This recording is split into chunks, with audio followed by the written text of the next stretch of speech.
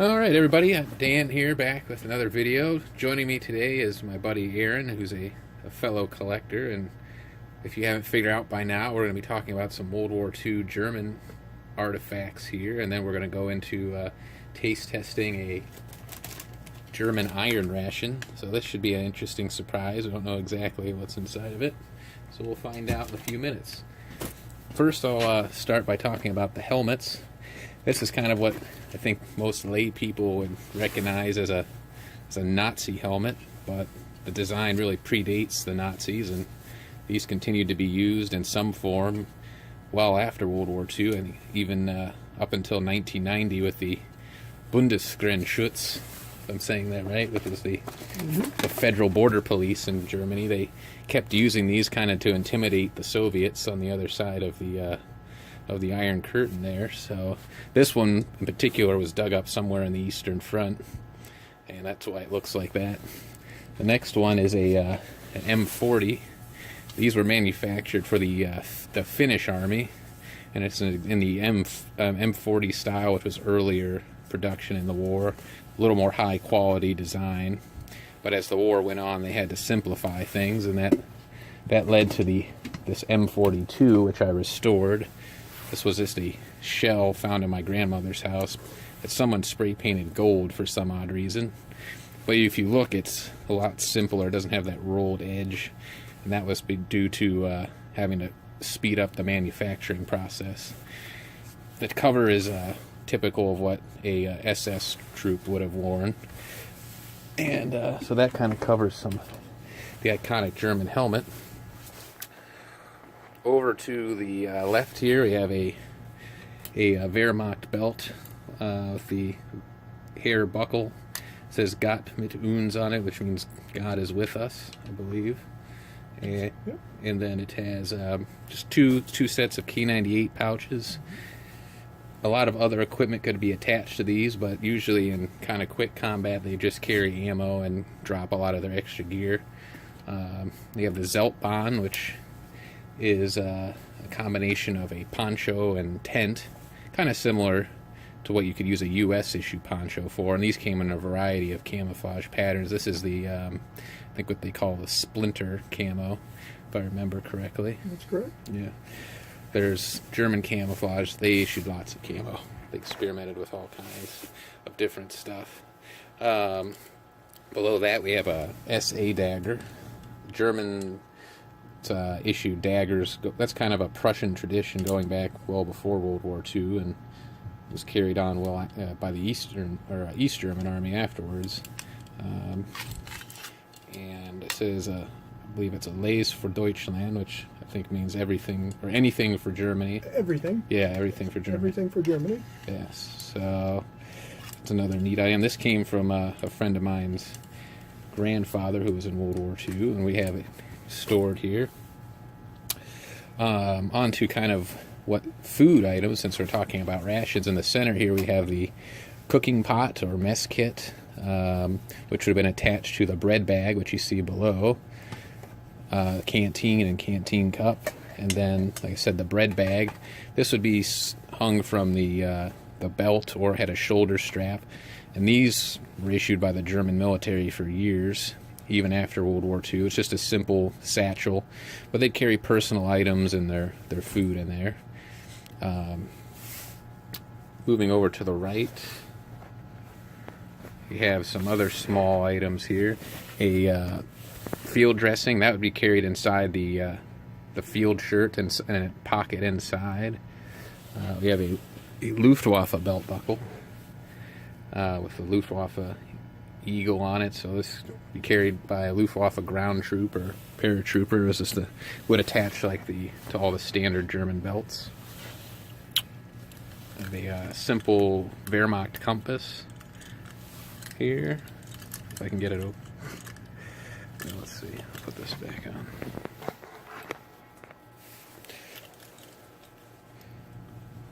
But they're not really that high quality feeling. It's kind of a really kind of a simple item, but these would be carried by, I believe, just like a sergeant. Well, I think they were mainly who carried these. Right. Anyone with the map case had one of those. Yeah. Same, I believe, with the binoculars. Correct.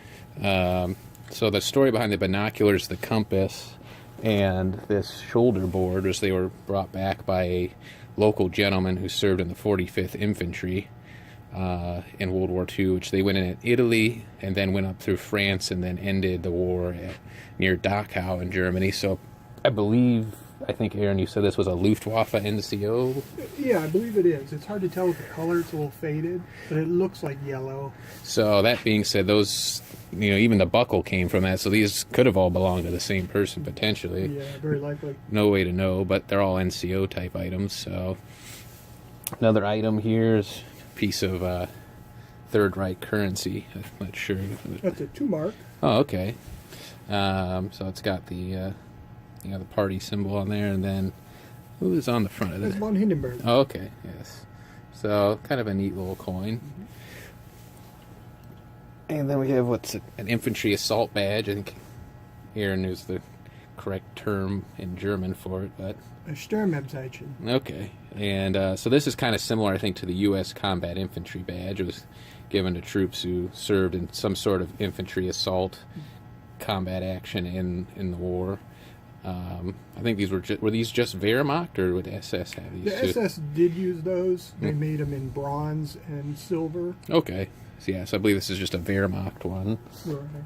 And then lastly here we have I think this is a War Merit Medal ribbon. Right. So War Merit ribbon. That's for the smaller awards that they had. They made them in several sizes that could be worn on a evening uniform or dress, but that's like a Prinzen, which means smaller. Okay, and if I remember, these were kind of not really necessarily a military award, but just could be issued to anyone who contributed to the war effort in some way. Right, without swords was generally non-military. Okay. If the award had swords, it was meant for the military. Okay. And forget about the K98 bayonet. This tetanus shot waiting to happen right here, but this item was recovered, I believe, in Latvia, and dropped, I'm sure, somewhere in battle, or just discarded when the Germans were surrendering, and was dug up there. But a neat piece of history nonetheless. And I guess the last thing we'll share here is the Czech Mauser. Now, this is a Czech manufactured VZ-24, very similar to the German K98.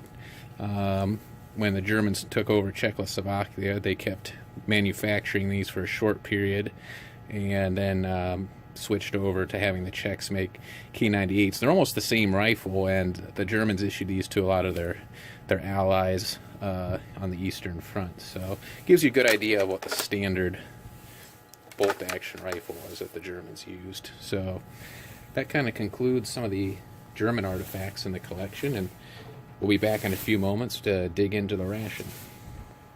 All right, so we're back here, and we're going to crack into this Halbzehn portion, which I believe means half portion. And so the iron rations go back to World War I with the German army, and they continue to issue it in some form even through the DDR. But basically, this is like an emergency ration.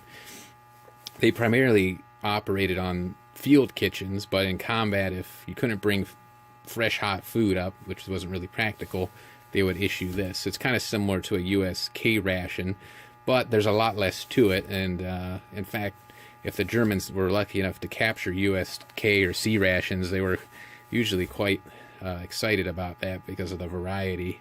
Versus this, it's literally just some canned meat and some hard bread. And they would have some coffee if they were lucky. Coffee was pretty difficult to get, and this actually is Kaffee Ersatz. It's it's like instant coffee or like replacement coffee, and I think it has chicory in it, and that's because they used chicory to kind of cut the amount of actual coffee that was in there. The only other items that they would get sometimes with the half portion was the Choco Cola, which this packaging pretty much is relatively unchanged 70 years. Back in World War II, it had the eagle on it, but otherwise it's the same. But this is like a fortified chocolate with caffeine in it. So we'll cut this thing open and see what we got inside. All right. I'm going to try to preserve the packaging. It's not like I can't get another one. This ration came from a company called Repo Rations, and yeah, it's just probably not going to work. They specialize in making authentic reproduction German rations. So, well, actually, all countries. Yeah, I don't think we're going to be able to save the outside, unfortunately. Yeah. That's okay. This ration only cost about $10, so it looks like there's our packet of biscuits and our big tin of meat. So let's see. I'm not sure what Miss Brockford Bestraff with exclamation point. I'm not sure what that means. But yeah, so I guess we'll see if we can get that open. First, I will get some water going for that coffee. Another item which unfortunately I didn't have time to obtain for the video was a butter dish. Usually they had a Bakelite butter dish that they'd have fat or margarine in, and they would use that on the crackers or bread that they carried. Oh, that spit just didn't want to light. Let's try that again. Maybe it's because I'm using USK ration matches. It just doesn't like that in a German Espit stove.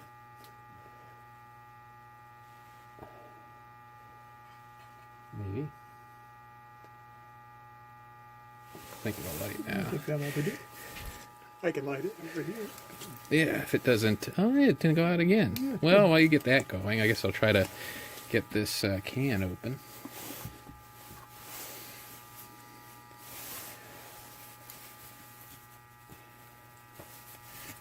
Ah, there we go. I've never used one of these style can openers. These utensils are very similar to what they issued to the Germans, but they are actually Yugoslavian. But it should work similar to a USP-38. Yeah, a nice hiss there. So I guess that's good. It's still fresh.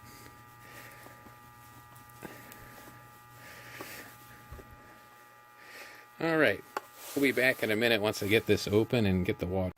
Alright, so we got that can open, and it's just some chunks of chicken. Nothing too exciting, but while we're waiting for that coffee to heat up, you can reference, this is a great book if you're into any German military items. Covers just about anything a German soldier would have carried, and it does discuss the iron ration in here and shows what some of the packaging would look like. Find the correct page. Whenever I'm doing this with the camera rolling, it never cooperates. Ah, here we go.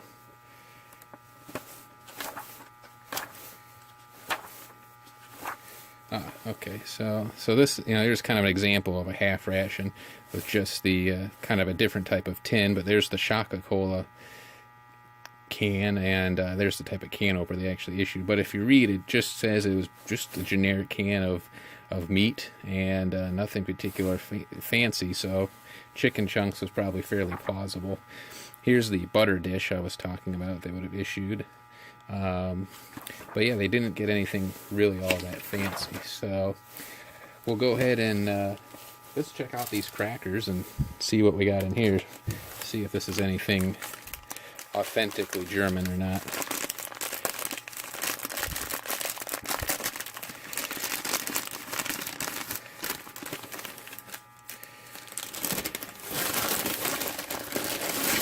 Oh, well, it does seem to be some unique types of crisp breads, and I have seen similar ones in European rations, so I would say this is an authentic German type item.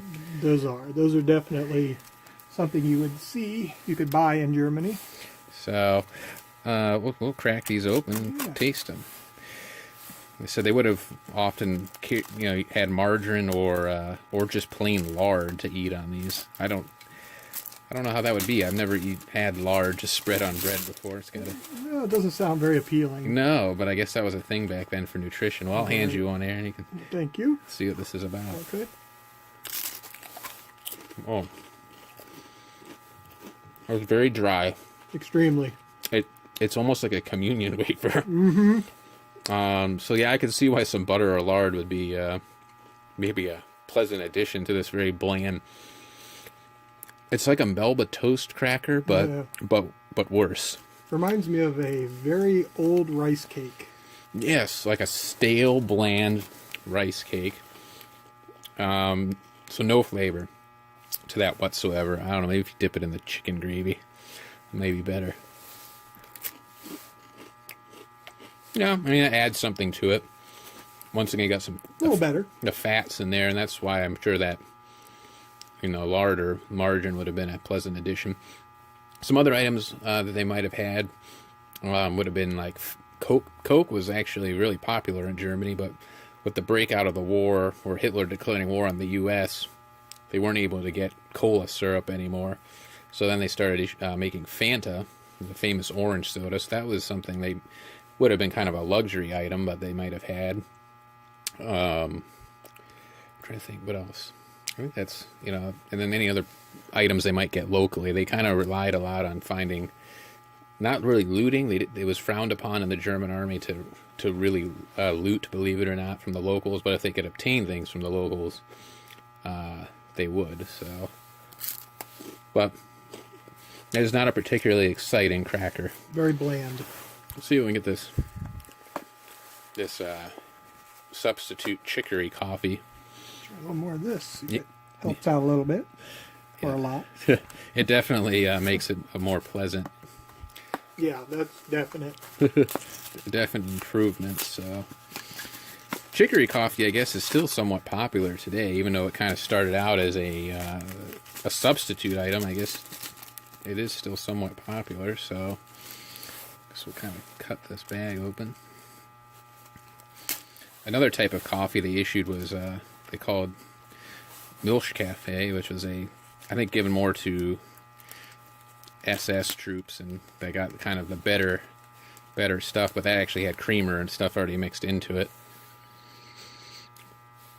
It has kind of a unique smell to it. It's, I guess we'll dump that in there and see. I stir that up. See what happens. I'm curious to see what kind of taste that has. Very heavy.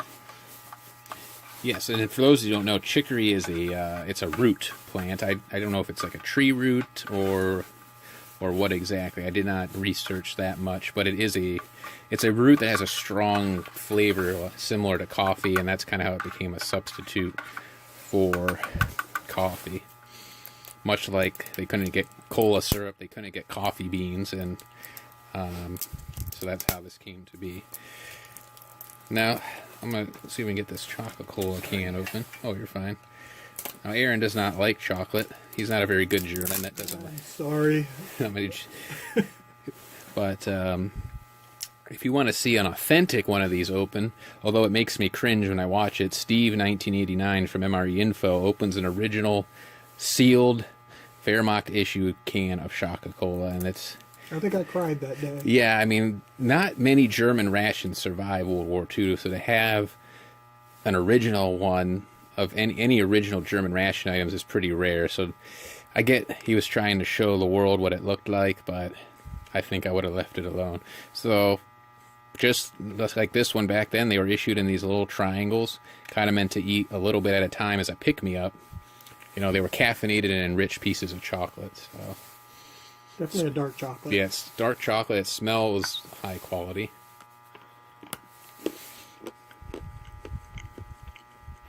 It's pretty good. I have to admit, I'm not a chocolate fan, but that's not bad. Yeah, it's pretty. I mean, Germans are known for making quality chocolate, and this is pretty delicious. So that chicory coffee is like really a thick coffee. It looks. Yeah, it's not like mixing all that well. I guess I didn't really. I don't know if this was really intended as an instant coffee or if you were supposed to use like a little cheese strainer to make it. I would imagine it was meant to be instant. I can't think that they would be carrying around stuff to make coffee, but I guess I'll find out. I'll go in for a taste. I'll let you know what it's about. Oh yeah, that's.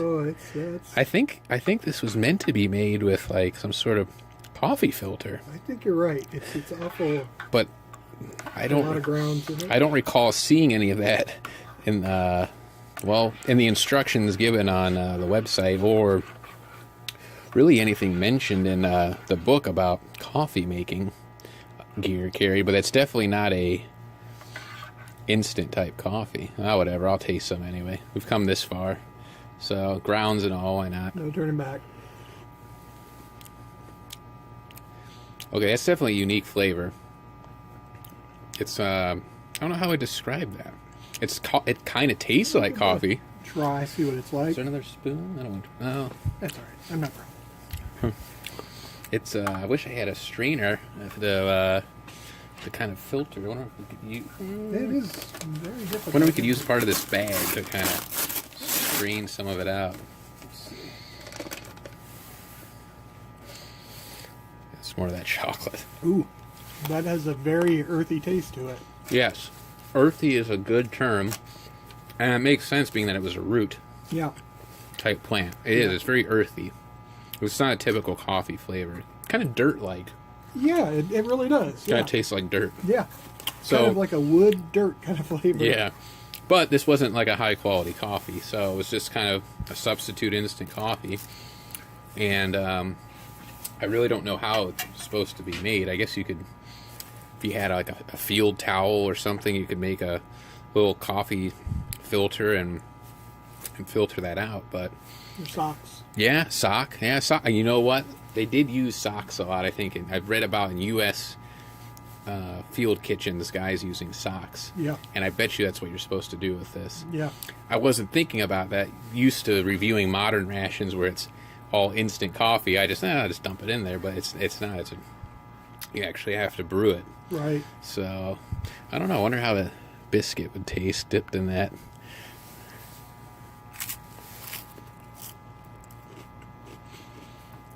I think the chicken gravy is a better choice. Yeah. I'm definitely not a fan of that. No, I like coffee, but I didn't expect it to be good coffee, and it's not. So No. Definitely different. Well, that pretty much concludes this video. It's a really simple ration. Hopefully you learned something, and we'll be back with something else interesting. We're hopefully planning a East German Army ration video here soon with some East German items. So thanks for watching, and please subscribe if you enjoyed what you saw. Alright, well, after Aaron left, I wanted to follow up that coffee issue, and so I did run it through a filter, and I wanted to give it a second shot there. I'm sure it's still going to taste like dirt. And like Aaron and I discussed, I'm sure they had to have filtered it using something like a sock, because I did reference in the Deutsche Soldaten Guide, and it does talk about the ersatz chicory coffee, and it does show even there, if you look, a Bakelite coffee grinder, but it doesn't really mention how they brewed it or filtered it specifically, so I think he was probably on with like a sock or just a field towel or what have you. But let's go ahead and give that a second shot now that it's not full of grind. It's still pretty dark coffee, and it's still pretty strong smelling.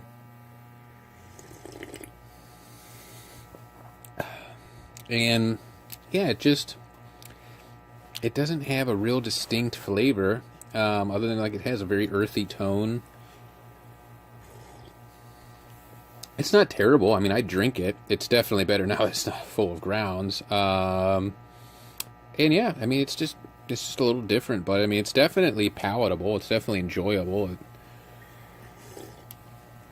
And they would issue a substitute sugar in there, so if you had that to throw in, I'm sure it would make it a little bit better.